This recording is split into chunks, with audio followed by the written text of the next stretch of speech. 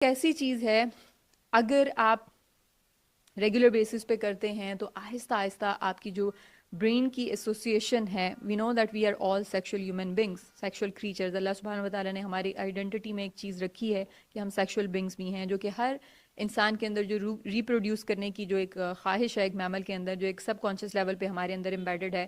اور again there is a lot of pleasure attach to it as well.